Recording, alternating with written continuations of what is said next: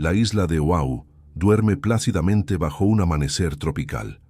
En el puerto, los acorazados descansan en sus amarres como gigantes de acero, tomándose su descanso dominical. Los marineros están desayunando, escribiendo cartas a casa, o todavía en sus literas después de la libertad del sábado por la noche. En la cubierta del USS Arizona, la banda del barco se prepara para la izada diaria de la bandera. En 2 minutos, todo cambiará. En 2 horas, América estará en guerra.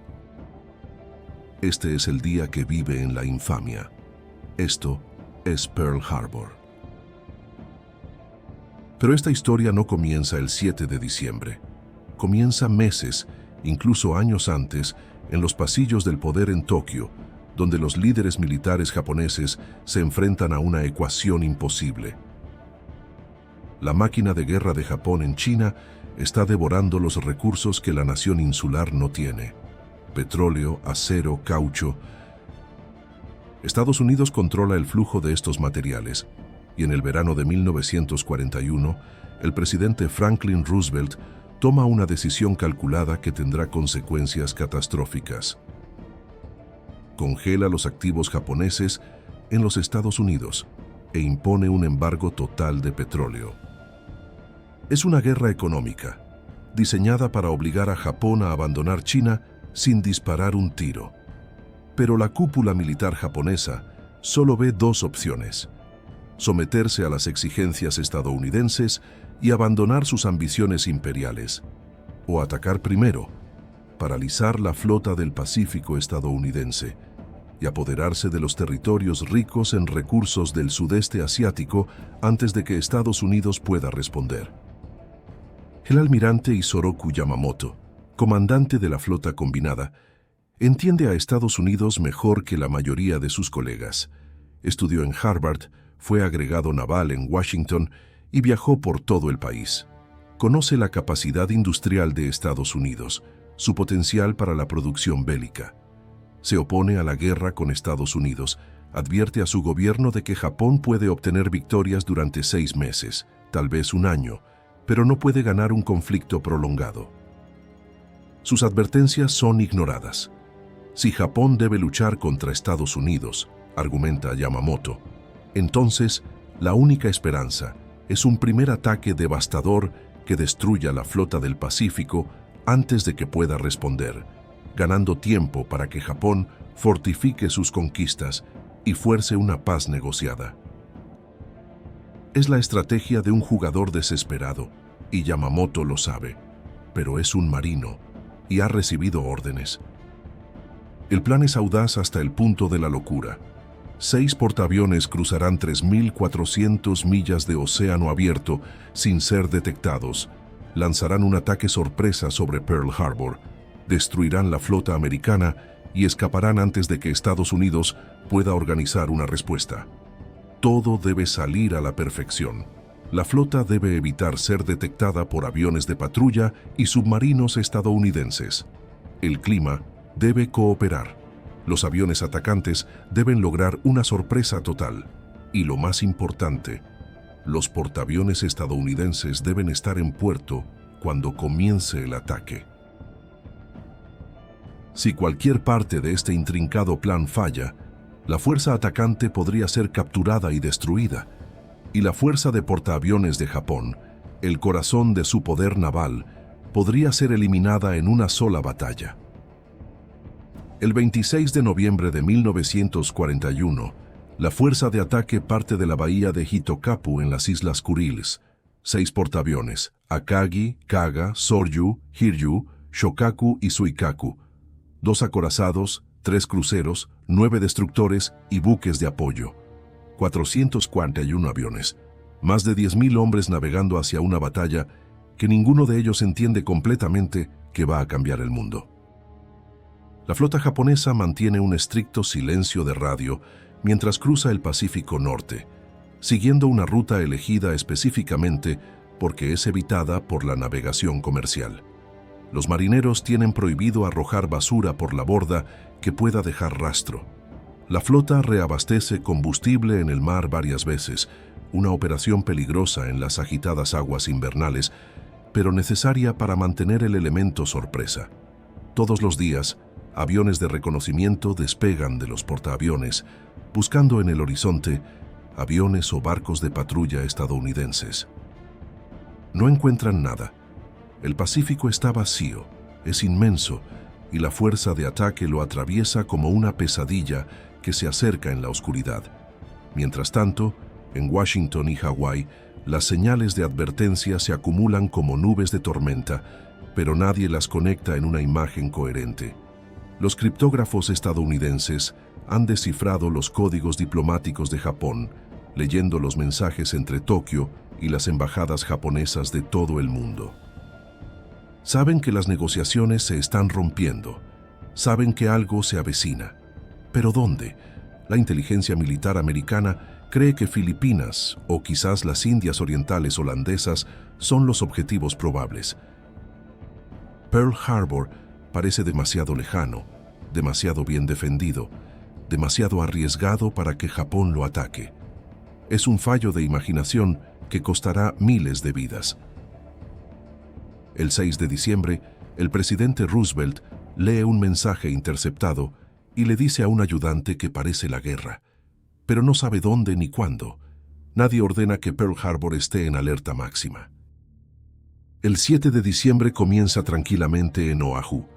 Es domingo por la mañana, día de descanso. Muchos marineros están durmiendo tras el permiso en tierra del sábado por la noche. El almirante Husband Kimmel, comandante de la Flota del Pacífico, tiene un partido de golf programado para esa misma mañana. El teniente general Walter Short, comandante del ejército en Hawái, está más preocupado por el sabotaje de la población local japonesa que por un ataque exterior. Ha ordenado que los aviones de Hickam y Wheeler Fields se estacionen en el centro de las pistas, donde pueden ser vigilados fácilmente.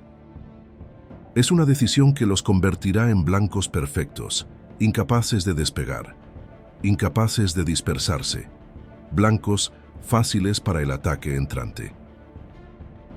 A las 6:00 am, 230 millas al norte de Oahu, los portaaviones japoneses giran contra el viento. La primera ola comienza a despegar. 183 aviones, bombarderos torpederos, bombarderos en picado, bombarderos horizontales y cazas. El comandante Mitsuo Fuchida lidera el ataque, volando en un bombardero Nakajima B-5N. A medida que su avión se aleja de la cubierta del portaaviones, mira hacia atrás y ve un avión tras otro elevándose en el cielo del amanecer, formando grupos precisos. Es un espectáculo de terrible belleza, la culminación de meses de entrenamiento, años de preparación. Todo lo que Japón ha apostado está ahora en el aire, comprometido, irreversible. A las 7:02 am, una estación de radar estadounidense en Opana Point, en la costa norte de Oahu, capta una gran formación de aviones que se aproxima desde el norte. El soldado Joseph Lockhart y el soldado George Elliott informan del contacto al centro de información de Fort Shafter. El oficial de guardia, el teniente Kermit Tyler, toma una decisión fatídica. Asume que el contacto de radar es un vuelo de bombarderos B-17 que se espera que lleguen de California esa mañana. Les dice a los operadores del radar que no se preocupen. El aviso es desestimado. La fuerza de ataque japonesa continúa hacia Oahu sin ser detectada, sin oposición, volando a través de las redes de defensa aérea que han sido desactivadas porque es domingo por la mañana y nadie espera problemas. A las 7:48 am, el operador de radio del comandante Fuchida emite 3 señales cortas. To, la abreviatura de Totsugeki, que significa carga. Se ha logrado la sorpresa. 3 minutos después, Fuchida envía otro mensaje que resonará en la historia. Tora, Tora, Tora. Tigre, tigre, tigre. La frase codificada confirma a la flota japonesa que la sorpresa táctica completa se ha logrado. La flota americana del Pacífico no tiene idea de lo que está a punto de golpearlos. Las primeras bombas caen sobre Wheeler Field y Hickam Field, las bases aéreas del ejército. Los bombarderos en picada se abaten sobre los aviones estacionados y en cuestión de minutos los hangares estallan en llamas. Los aviones estallan en las pistas, sus depósitos de combustible se incendian y lanzan columnas de humo negro al aire tropical de la mañana. Algunos pilotos estadounidenses corren hacia sus aviones, desesperados por despegar, pero la mayoría se quedan en tierra. El fuego de las ametralladoras arrasa la pista. Los edificios se derrumban. Los aviones cuidadosamente agrupados que el general Short ordenó concentrar para facilitar la vigilancia se convierten en un tiro al blanco para los pilotos japoneses que apenas pueden creer su suerte. En los primeros 10 minutos del ataque, el poder aéreo estadounidense en Hawái queda efectivamente destruido. En la estación aeronaval de Ford Island, en el centro de Pearl Harbor, la situación es la misma. Los hidroaviones y los bombarderos de patrulla explotan donde se encuentran. Los hangares de la estación aérea se convierten en infiernos, y entonces los bombarderos torpederos japoneses llegan a Battleship Row, volando bajo sobre el agua, soltando sus torpedos tipo 91 modificados con aletas de madera, para funcionar en la escasa profundidad de 40 pies de Pearl Harbor. Es una innovación técnica que la inteligencia estadounidense insistía en que era imposible. Los torpedos chocan contra los cascos de los acorazados, amarrados de 2 en 2 a lo largo de la costa oriental de la isla Ford. El USS Oklahoma recibe 3 torpedos en rápida sucesión a babor. Los impactos son catastróficos. El agua penetra en su casco a través de enormes desgarros en la chapa de acero. Comienza a escorar casi de inmediato. Los marineros bajo cubierta luchan por escaleras, escotillas, cualquier salida mientras el barco se vuelca. Algunos lo logran, muchos no. A los 12 minutos del primer impacto de torpedo, el Oklahoma vuelca completamente, atrapando a más de 400 hombres dentro de su casco. Algunos sobrevivirán en balsas de aire durante días, golpeando el casco de acero, oyendo a los rescatadores que no pueden llegar a tiempo. Cuando los equipos de rescate consiguen abrir una brecha en el casco, la mayoría se ha ahogado o asfixiado en la oscuridad. El USS West Virginia recibe 6 o 7 torpedos. Los impactos llegan tan rápido que los supervivientes no pueden contarlos. Se posa en el fondo del puerto, erguido, con las cubiertas superiores aún sobre el agua, pero los compartimentos inferiores inundados. El capitán Mervyn Bennion, su oficial al mando, resulta herido de muerte por metralla en el puente, pero sigue dirigiendo las labores de control de daños hasta que muere.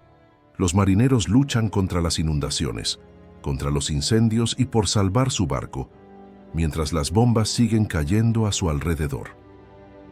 El USS California recibe 2 torpedos y comienza a hundirse lentamente.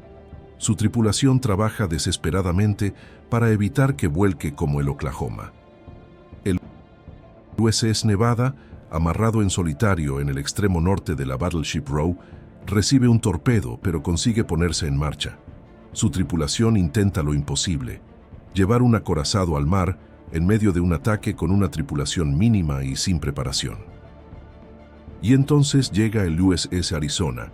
A las 8:06 am, una bomba perforante de 1.760 libras, lanzada desde 10.000 pies por un bombardero Nakajima B-5N, penetra en la cubierta de proa del Arizona y detona en o cerca del cargador de proa, donde se almacenan más de 1 millón de libras de pólvora. La explosión es apocalíptica.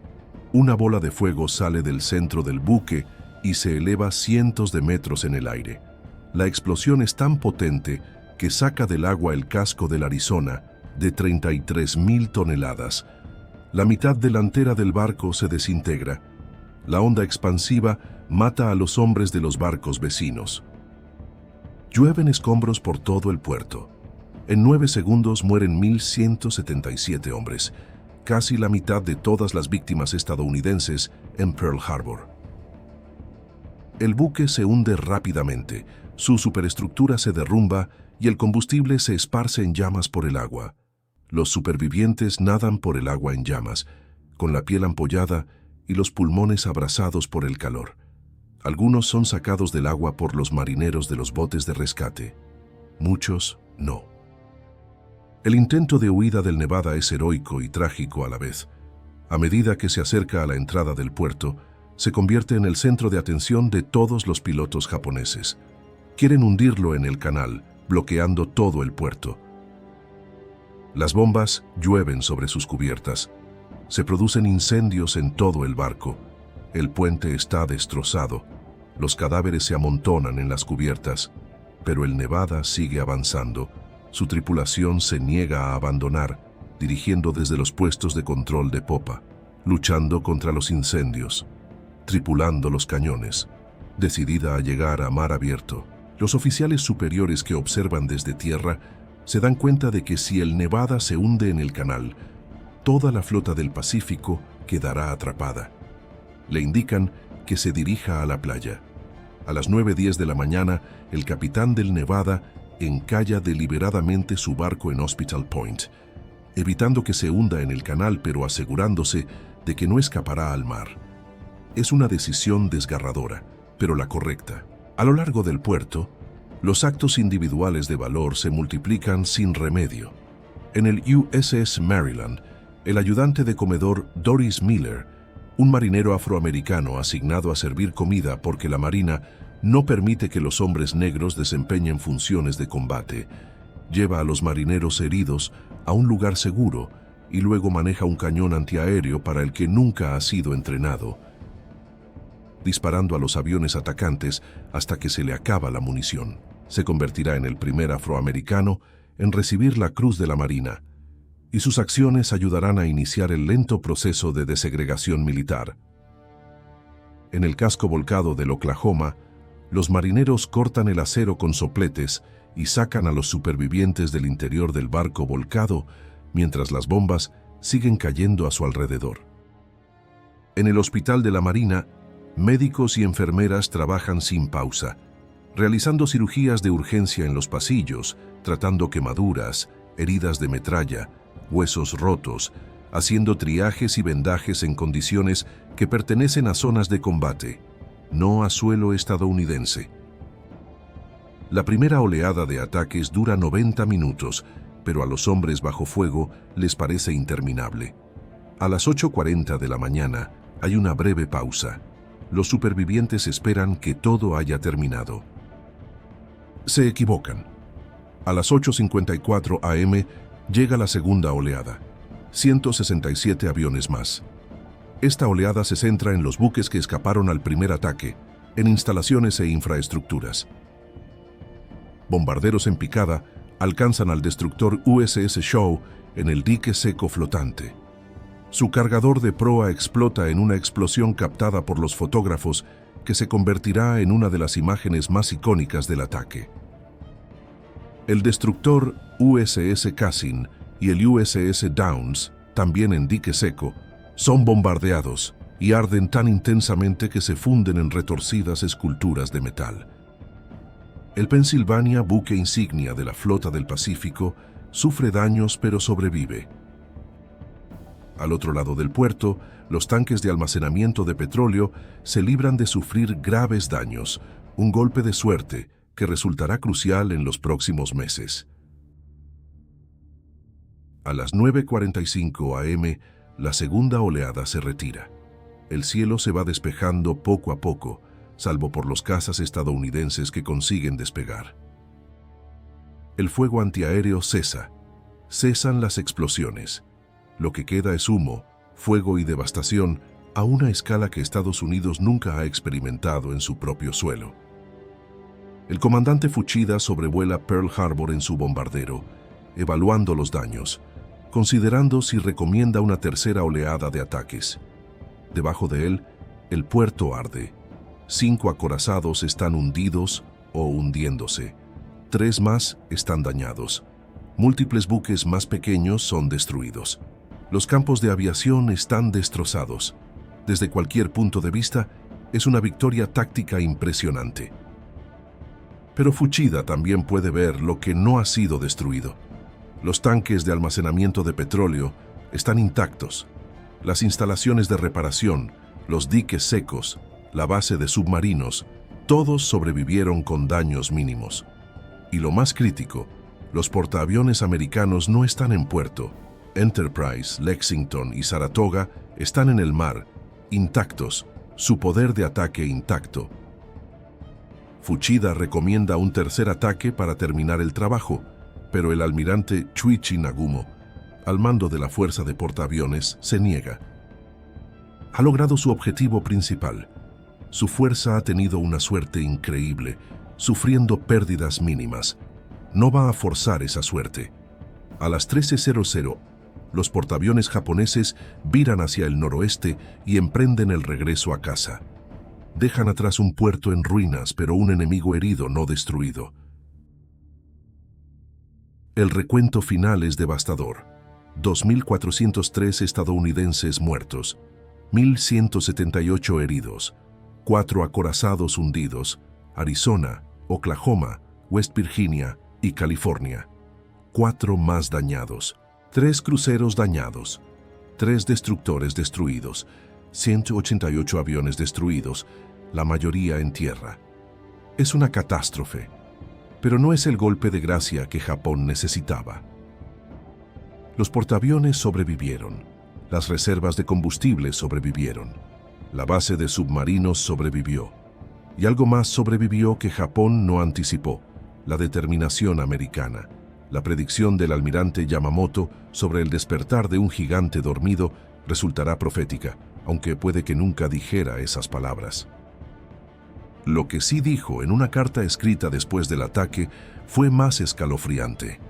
Me temo que todo lo que hemos hecho es despertar a un gigante dormido y llenarlo de una terrible determinación. El 8 de diciembre, el presidente Roosevelt se dirige a una sesión conjunta del Congreso. Ayer, 7 de diciembre de 1941, una fecha que vivirá en la infamia, los Estados Unidos de América fueron atacados repentina y deliberadamente por las fuerzas navales y aéreas del Imperio de Japón. El discurso dura 6 minutos. La votación a favor de la guerra dura 33 minutos. Solo un miembro del Congreso vota en contra. La representante Janet Rankin de Montana, una pacifista que también votó en contra de la entrada en la Primera Guerra Mundial. A los pocos días, Alemania e Italia, haciendo honor a su alianza con Japón, declaran la guerra a Estados Unidos. Estados Unidos, que ha intentado mantenerse al margen del conflicto mundial, se ve ahora plenamente comprometido a luchar en 2 frentes, en 2 hemisferios, en la mayor guerra de la historia de la humanidad. Los buques en Pearl Harbor cuentan diferentes historias de resurrección y pérdida. El Arizona permanece en el fondo del puerto, tumba de 1.177 hombres, ahora monumento visitado por millones de personas. El Oklahoma es izado en 1943, pero está demasiado dañado para repararlo y se pierde en una tormenta mientras era remolcado a tierra firme para su desguace.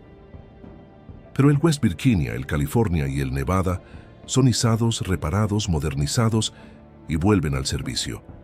Lucharán en batallas a través del Pacífico, sus tripulaciones recordando Pearl Harbor, muchos supervivientes sirviendo en los mismos barcos que se hundieron bajo ellos aquella mañana de domingo. El Pennsylvania, el Maryland y el Tennessee, dañados pero no hundidos, son reparados rápidamente y se unen a la creciente flota estadounidense que cruzará el Pacífico en dirección a Japón. Pearl Harbor se convierte en el grito de guerra de toda una generación. Recuerda Pearl Harbor aparece en los carteles de reclutamiento, en los bonos de guerra, en las mentes de millones de estadounidenses que transforman su economía de la producción en tiempos de paz al arsenal de la democracia. Las fábricas de automóviles empiezan a construir tanques y aviones. Las mujeres se incorporan al mercado laboral en un número sin precedentes. La nación a la que Japón esperaba intimidar se moviliza para la guerra total con una capacidad industrial que empequeñece la producción combinada de Alemania, Italia y Japón. En 6 meses, los portaaviones estadounidenses obtienen una victoria decisiva en Midway, hundiendo 4 portaaviones japoneses y cambiando las tornas en el Pacífico. En 4 años, Japón se rendirá, sus ciudades en ruinas, su imperio destruido, su apuesta en Pearl Harbor revelada como el catastrófico error de cálculo que siempre fue. 2 horas de ataque, 2.400 muertos, y una guerra que consumirá al mundo y lo cambiará para siempre. Esto es Pearl Harbor. Este es el punto de inflexión.